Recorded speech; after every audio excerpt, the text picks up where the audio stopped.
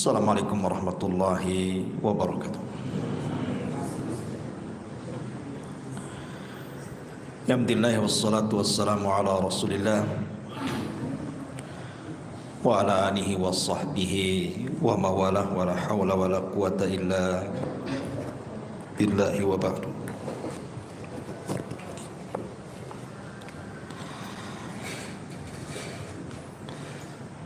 Alhamdulillah, di malam hari ini kita bisa duduk untuk bertalabul ilmi dan kita masih meneruskan kajian kita, masih membahas tafsir dari surah Al-Baqarah, dan kita masuk pada ayat ke-104. A'udzubillahi minasyaitonirrajim. Bismillahirrahmanirrahim. Ya ayyuhalladzina amanu la taqulu ra'ina wa qul unzurna wasma'u walil kafirina adzabun alim. Wahai orang-orang yang beriman, janganlah kamu mengatakan ra'ina, tetapi katakanlah unzurna, dan dengarkanlah. Dan orang-orang kafir akan mendapatkan azab yang sangat pedih. Ayat ini adalah ayat yang semakna dengan surah An-Nisa ayat 46, di mana Allah Subhanahu wa taala berfirman, minal ladzina hadu yuharrifunal kalima am mawadhi'i wa yaquluna sami'na wa asayna wasma' ghaira musma'in wa ra'ina layam bi alsinatihim wa ta'nan fid din walau annahum qalu sami'na wa ata'na wasma wanzurna lakana khairan lahum. Di antara orang-orang Yahudi ada yang mengubah perkataan dari tempat-tempatnya. Mereka berkata, kami mendengar tetapi kami membangkang. Mereka mengatakan pula, dengarkanlah, sedangkan engkau wahai Muhammad sebenarnya tidak mendengar apapun. Mereka mengatakan ra'ina dengan memutarbalikkan lidahnya dan mencela agama. Seandainya mereka mengatakan kami mendengar dan patuh, dengarkanlah dan perhatikanlah kami, tentulah itu lebih baik bagi mereka dan lebih tepat. Dalam Al-Baqarah 104 dan juga An-Nisa 46 ada kalimat ra'ina dan kalimat unzurna. Secara makna kalimat ra'ina dan unzurna itu sama saja kurang lebih. Artinya ra'ina itu tolong perhatikan kami, tolong awasi kami. Itu kalimat ra'ina. Kalimat unzurnya juga sama, unzurna, tolong lihat kami. Itu kan sama secara arti. Ra'ina artinya minta diperhatikan. Kalau saya bicara dengan antum, tolong perhatikan. Masalahnya kalimat ra'ina ini kemudian diganti oleh orang-orang Yahudi dengan makna yang lain. Jadi bahasa orang-orang Yahudi yang menggunakan bahasa Ibrani, kalimat ra'ina yang sering diucapkan para sahabat kepada Rasul apabila Rasul sedang mengajarkan para sahabat, maka para sahabat mengatakan ra'ina, Rasul tolong perhatikan kami, jangan sibuk dengan orang lain. Tapi bahasa ra'ina yang digunakan orang Yahudi kepada Nabi SAW maknanya adalah dari ru'una. Ru'unah itu artinya kebodohan, kedunguan bahasa kita. Dan itu tidak dipahami oleh orang-orang Islam, bahasa seperti itu. Sehingga disebutkan oleh sebagian ahli tafsir, jadi sebab nuzulnya ayat ini adalah ketika kaum muslimin mereka berdialog dengan Nabi sallallahu alaihi wasallam ketika Rasul mengajarkan ajaran agamanya, ajaran agama Islam kepada para sahabat.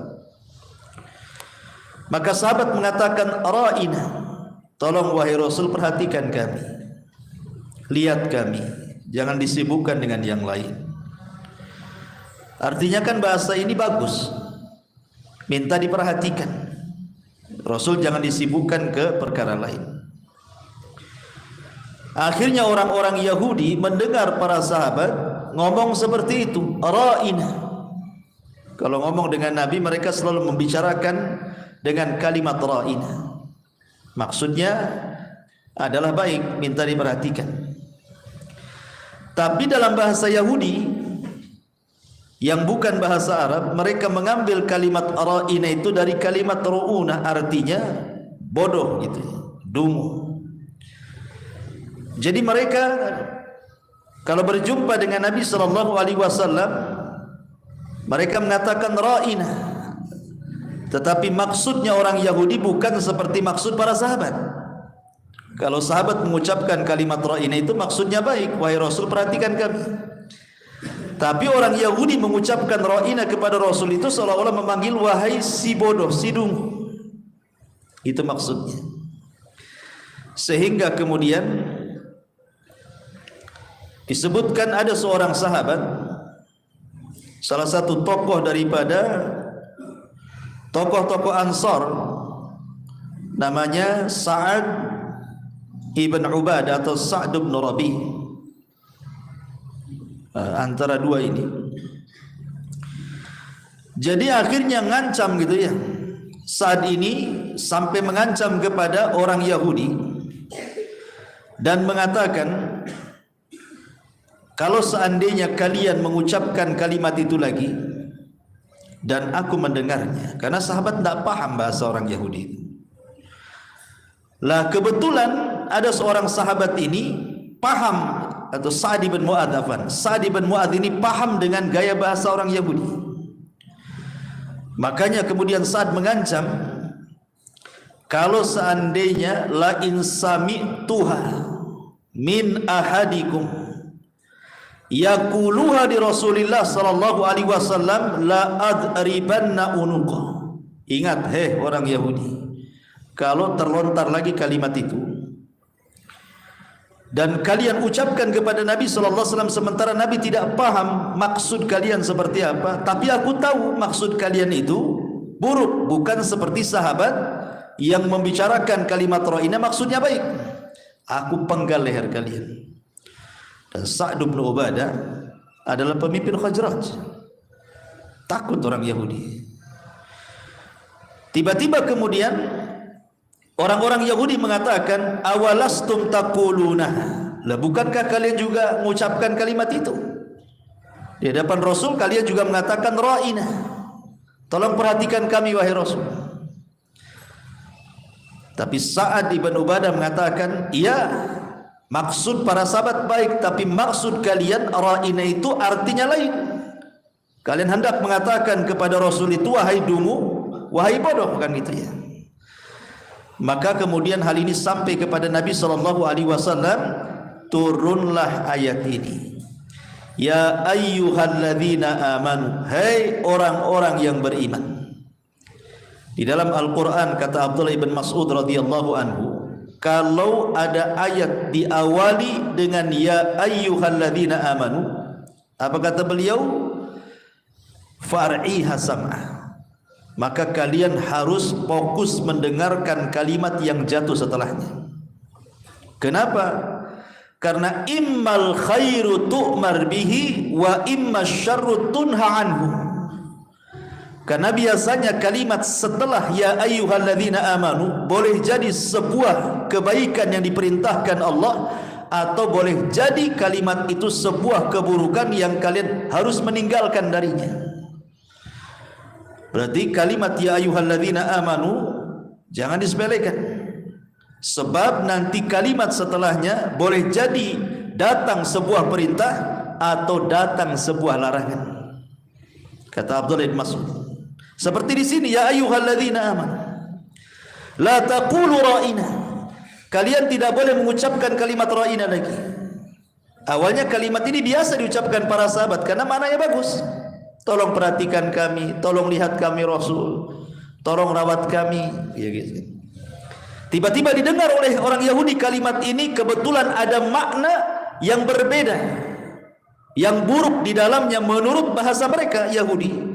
Dipakai pula oleh orang Yahudi kalau ngomong dengan Rasul mengatakan ra'ina, tapi maksudnya bukan seperti para sahabat, maksudnya ngejek. Ra'ina itu maksudnya apa? Wahai si bodoh, wahai si ahmak, si dungu, gitu maksudnya. Rasul tidak paham bahasa Yahudi, disangkanya sama dengan sahabat kan artinya. Kemudian Sa'd bin Ubadah melaporkan bahwa kalimat itu menurut orang Yahudi itu kalimat kotor. Maka turun ayat ini, orang-orang yang beriman, jangan lagi kalian mengucapkan ra'ina lagi, tapi ambil kalimat lain yang tidak memiliki makna kecuali itu. Apa itu? Unzurna, sama maknanya. Tapi kalimat unzurna dalam bahasa Yahudi tidak memiliki arti kotor gitu ya. Ya unzurna, unzurna cuma satu makna, coba lihat kami. Wasma'u, dan dengarkan. Kemudian Allah mengancam karena orang-orang Yahudi ini sudah mengucapkan ra'ina dalam rangka mengejek Rasul, maka Allah tutup ayatnya walil kafirina adzabun alim. Berarti orang Yahudi yang mengucapkan ra'ina kepada Rasul dianggap kafir. Kalimat ra'ina kalau tujuannya seperti orang Yahudi mengejek Rasul, bukan seperti makna yang dihendaki para sahabat, maka ini kalimat kekafiran karena di dalamnya mengejek Nabi SAW. Bisa dipahami enggak? Pemutar-mutar saya ngomongnya. Ma'asyiral muslimin yang dimuliakan Allah Azza wa Jalla. Sebenarnya kebiasaan Yahudi ini, biasa mereka itu kadang-kadang menggunakan bahasa-bahasa samar untuk mengejek Nabi. Contoh, Aisyah radhiyallahu anha menceritakan, dakhala rahtun minal yahudi ala Nabi sallallahu alaihi wasallam. Pernah suatu ketika ada rombongan Yahudi masuk ke rumah Nabi, bertamu ke rumah Nabi. Faqalu, maka mereka ramai-ramai mengatakan assalamu alayka. Assalamu alayka, bukan assalamu alayka, tapi assalamu alayka. Fafahimtuha, maka kata Aisyah radhiyallahu anha, aku pun paham dengan bahasa itu. Kemudian Aisyah mengatakan alaikumussalam wal la'nah, kata. Justru kepada kalian asam dan juga laknat, kata Aisyah. Faqala Nabi sallallahu alaihi wasallam, kemudian Rasul mengatakan kepada Aisyah, mahlan ya Aisyah, pelan-pelan ngomongnya, jangan keras, kata. Fa innallaha yuhibbur rifqa fil amri kulli, karena Allah itu senang orang yang melakukan kelembutan dalam segala hal. Faqultu, maka aku katakan, kata Aisyah, ya Rasulullah, awala tasma ma qalu, kau kan dengar apa yang mereka katakan.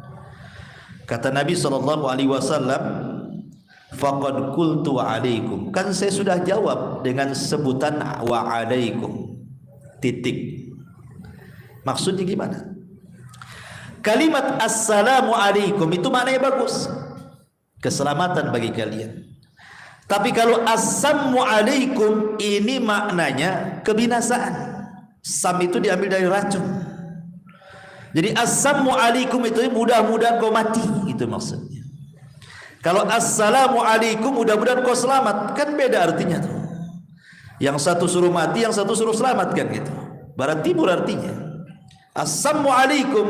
Maka Aisyah enggak tahan tuh kalimat itu, Aisyah mengatakan wa alaikussam wa la'nah, kalian saja yang mati dan semoga kalian dilaknat. Ditambah lagi dengan laknat sama Aisyah. Kata Rasul, pelan-pelan, keras sekali kau jawab. Kata Aisyah, Rasul, kau dengar apa yang mereka ucapkan? Iya, saya dengar. Kan sudah saya jawab wa alaikum. Artinya apa? Kamu saja yang mati, itu maksudnya. Rasul tidak mengatakan wa alaikumussalam. Cukup wa alaikum, kau saja yang kena sam itu, yang kena mati itu. Lihat orang Yahudi. Orang Yahudi seperti ini. Mereka menggunakan bahasa-bahasa yang terkadang bahasa-bahasa itu dalam rangka mengejek Nabi. Subhanallah, kebiasaan orang-orang Yahudi ini sudah ada sejak zaman Bani Israel.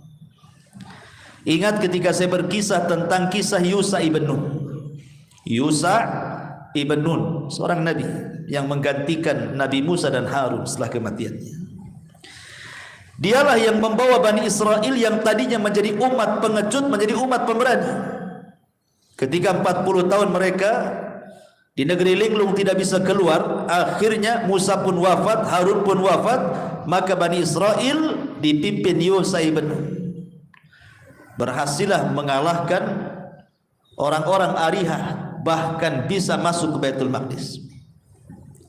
Ketika mereka masuk Baitul Maqdis ini dibawa oleh Yusa ibn Nun, Allah Subhanahu wa taala gambarkan dalam Al-Baqarah 58. Wa idh qulna dkhulu hadhihi al-qaryata faqulu minha haitsu syi'tum ragadah wadkhulul baba sujjadan wa qulu hittatun naghfir lakum khatayakum wa sanazidul muhsinin.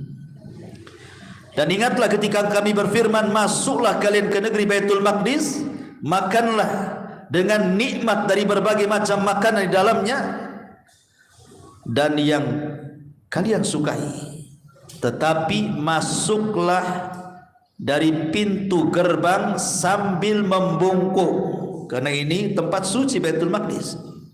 Sambil membungkuk, maksudnya kalau bahasa kita ini dengan menundukkan kepala, masuk seperti ini ya. Dan jangan pula ucapkan kalimat hittah. Hittah dalam bahasa mereka artinya ya Allah ampuni dosa kami. Jadi masuk dengan cara menunduk, kemudian sambil mengucapkan ya Allah ampuni dosa-dosa kami, atau bahasa singkatnya hittah. Rupanya orang-orang Yahudi ini mereka justru menentang nabinya Yusa ibn Nun. Bukannya masuk ke depan gerbang kemudian kepalanya nunduk, malah masuknya berbalik, pantat dulu masuk. Kemudian mereka mengucap hintah. Hintah diganti menjadi hintah. Apa bedanya hintah dengan hintah? Hintah itu ya Allah ampuni dosa kami. Kalau hintah ini ya Allah kasih makan. Kurang ajar kan? Nabinya mengatakan minta ampun malah minta makan. Nabinya suruh masuk dengan nunduk malah membelakangi, nunggingi gitu kan. Itulah orang Yahudi ya. Jadi memang bapak-bapak mereka, nenek moyang mereka sudah seperti itu orang-orang Yahudi itu. Maka di zaman Rasul juga mereka terkadang menggunakan kalimat-kalimat untuk mengejek nabinya. Subhanallah, rupanya ditiru pula kalimat-kalimat seperti itu oleh kaum muslimin. Banyak kemudian kemaksiatan-kemaksiatan akhirnya dibungkus sedemikian rupa seolah-olah bukan maksiat dalam bentuk kata-kata. Contoh umpamanya riba diganti namanya jadi bunga. Cantik bunga, ya kan? Bunganya berapa? Bukan ribanya berapa, nggak ada kalau ke bank itu. Kalau saya nabung di sini ribanya berapa? Nggak ada ngomong begitu. Bunganya berapa persen? Gitu kan? Akhirnya apa? Orang nggak tahu itu riba padahal itu bunga itu padahal riba karena diganti namanya kan? Mungkin bahaya. Khamar diganti namanya jadi jus jeruk katanya. Khamar jadi jus katanya. Naudzubillah. Ya. Bahasa kitanya anggur gitu ya. Khamar jadi anggur. Anggur kan cetek gitu ya. Tapi akhirnya supaya halal dibuat jadi anggur. Anggur cap kaki 3. Ma'asyiral muslimin, apalagi kelakuan homoseksual umpamanya, kelakuan kaum Lut, diistilahkan apa dengan pasangan sejenis atau gaya modernnya LGBT kan itu. Nah, bilang saja homo kan selesai. Pengen pula kemudian supaya orang tertarik gitu. Gay apa? Bilang aja banci kaleng selesai. Ya, susah kali dibilang gay, enak kali dibilang gay. Banci kaleng, nah, selesai itu. Ya. Kaleng rusak gitu. Ma'asyiral muslimin yang dimuliakanlah. Termasuk juga dalam keseharian kita, ma'asyiral muslimin yang dimuliakan Allah Azza wa Jalla.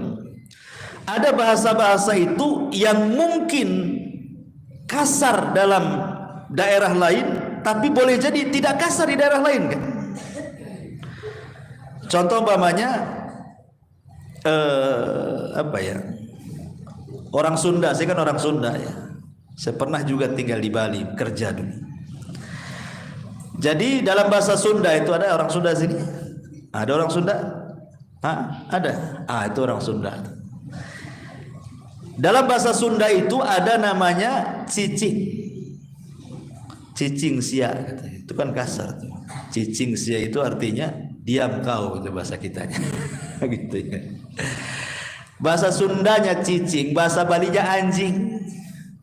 Jadi kalau kita katakan di Bali cicing sia artinya anjing kau gitu. Paham nggak?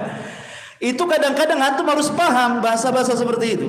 Kadang-kadang di daerah lain bagus bahasanya kan, tapi di daerah lain kasar pula. Nah, ini kan kalimat-kalimat ini harus dipahami, jangan sembarang ngomong. Atau umpamanya kenyang.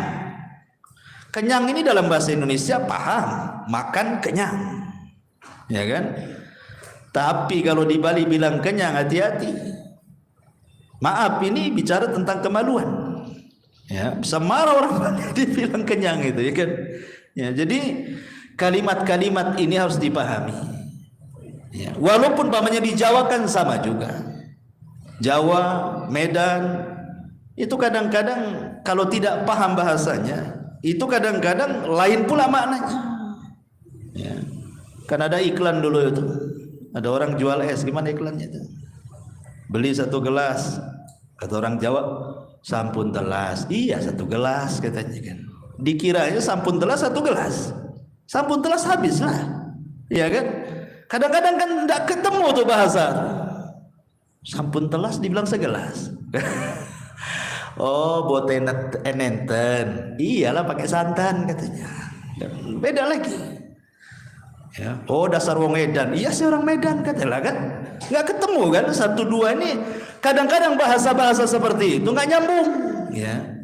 Makanya orang itu harus menjaga bahasa. Kalau memang ada bahasa yang lebih halus, jangan pula menggunakan bahasa kasar. Ini meniru orang Yahudi. Ma'asyiral muslimin yang dimuliakan Allah Subhanahu wa taala.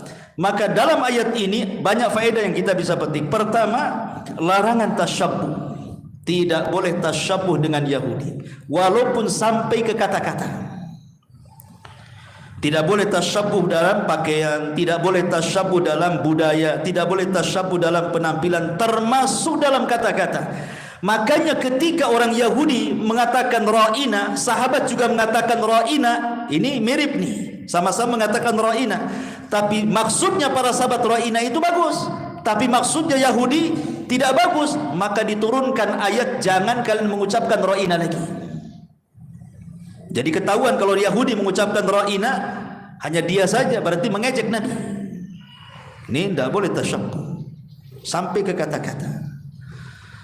Nah, karena sekarang ini kata-kata kadang-kadang tidak paham kan, banyak kata-kata kita tidak paham tuh anak-anak muda sekarang itu. Ya, meniru-niru orang-orang kafir.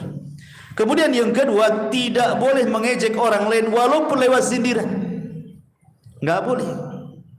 Nggak boleh, kan banyak itu ngejek orang lain itu dengan sindiran. Kemudian yang ketiga, terkadang perkara mubah itu bisa jadi haram. Kalimat ra'ina ini boleh-boleh saja asalnya kan, tapi ketika ada makna yang jelek yang diucapkan Yahudi, tidak boleh diucapkan lagi, jadi haram, tidak boleh. Ya umpamanya dalam bahasa kita orang Jawa bilang kalimat deso. Deso itu apa?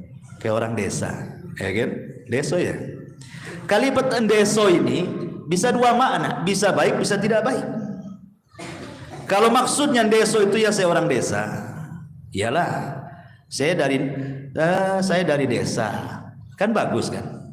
Oh tapi kalau antum nadanya oh dasar wong deso, kan nggak bagus. Maksudnya saya ini orang kota tapi perilakunya orang desa kan? Nah itu namanya nyindir namanya kan? Nggak boleh itu. Kadang satu kalimat ini tergantung intonasi itu. Nah makanya antum harus paham bahwa ada perkara-perkara itu tadinya mubah jadi haram karena konotasi ataupun mungkin intonasi yang merubah makna. Kemudian juga seperti tadi saya katakan, terkadang ada satu bahasa itu mungkin di daerah lain baik tapi di daerah lain tidak baik, maka cukuplah diucapkan di daerahnya saja, jangan diucapkan daerah lain. Kadang-kadang bahasa kamu dengan kau saja itu sudah kasar. Orang Medan biasa, kau mau kemana? Kalau di Jawa Barat sana dibilang kau, itu udah kasar.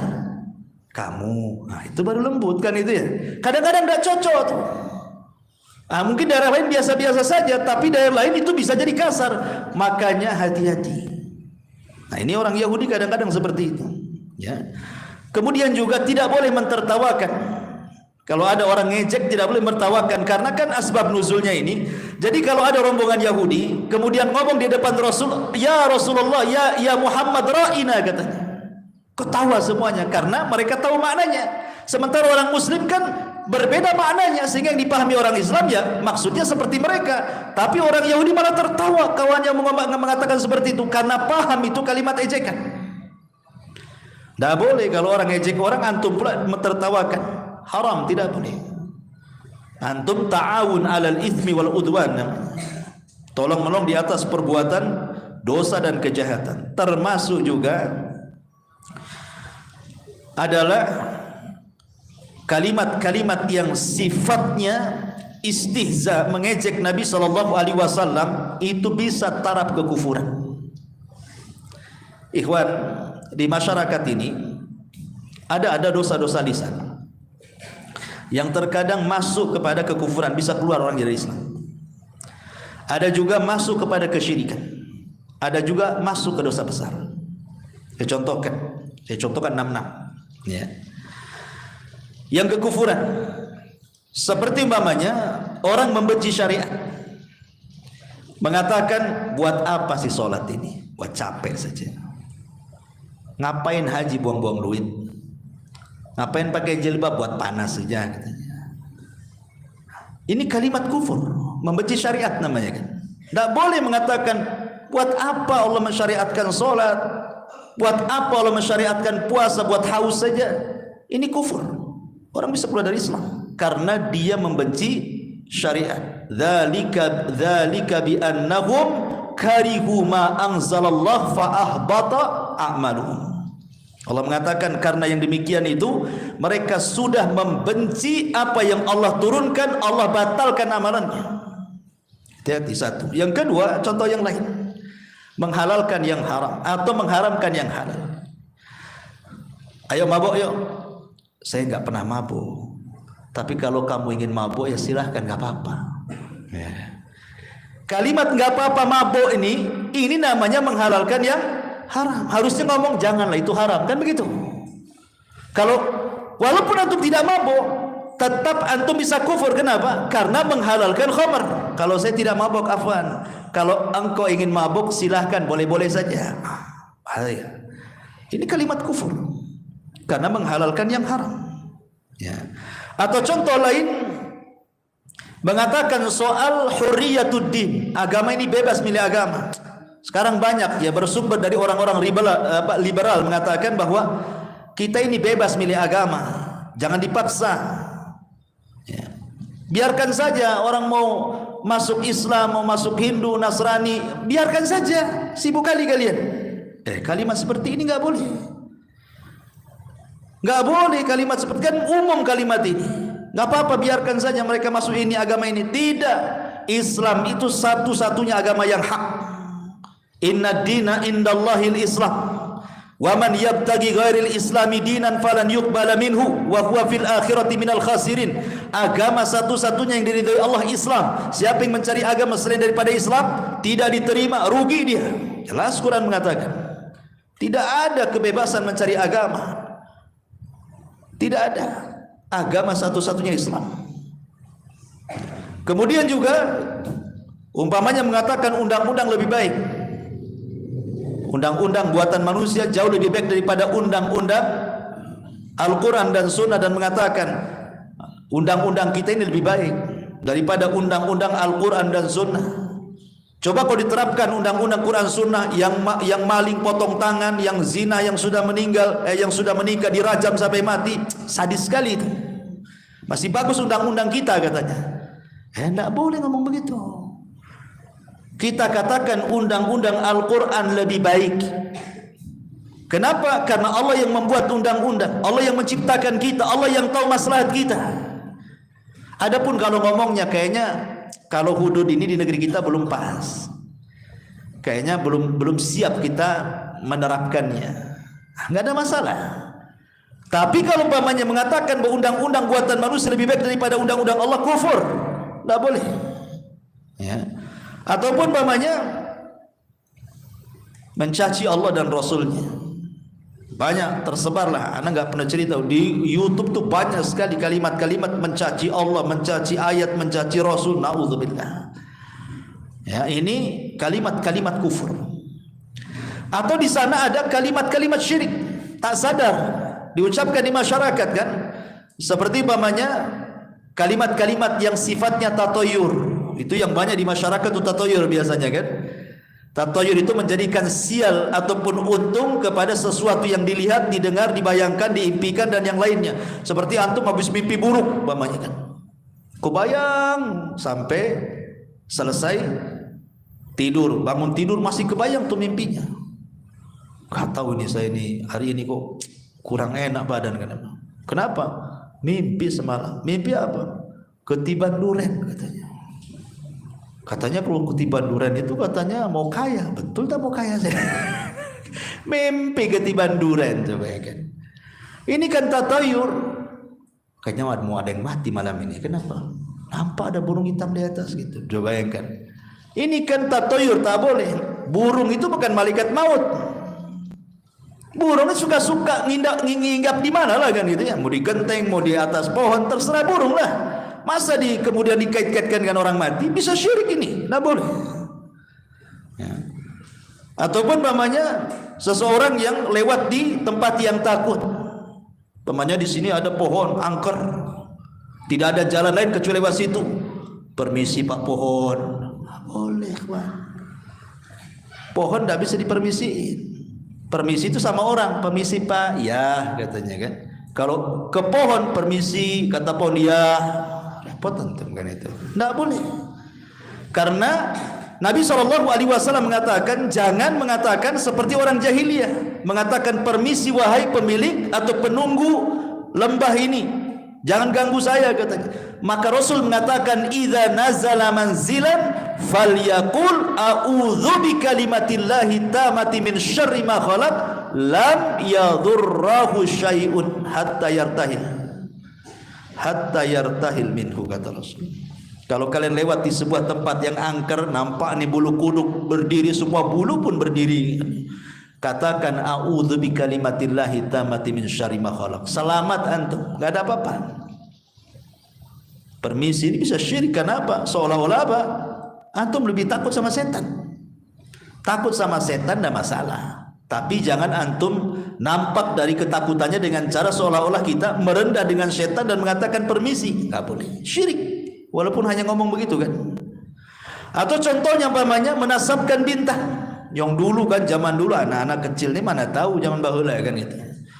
Orang dulu di tabloid ada bintang-bintang. Sampai ingat dulu ya, zaman saya masih kecil tuh masih tersebar porkas. Porkas itu apa? Judi. Ada lagi SDSB. SDSB itu kan dulu legal tuh. Anak-anak sekolah aja pasang nomor, cari nomor buntut. Ya. Itu hari-hari orang itu baca buku ramalan tuh. Ramalan bintang-bintang itu untuk nyari nomor buntut. Yang lebih parahnya orang gila ditanya, nomor berapa? Orang gila ditanya, ikut gila lah dia. Coba bayangkan, orang dulu kayak gitu. Kadang-kadang orang tidur dibangunkan, bangun, nomor berapa? Gitu modelnya orang dulu tuh. Yang parah lagi, datang ke kuburan, itikaf di kuburan tuh. Nanti nampak, nomor sekian tuh. Minta sama kuburan nomor tuh. Sampai ada truk tabrakan, ditengok nomornya. Ini mungkin ini nomornya besok keluar.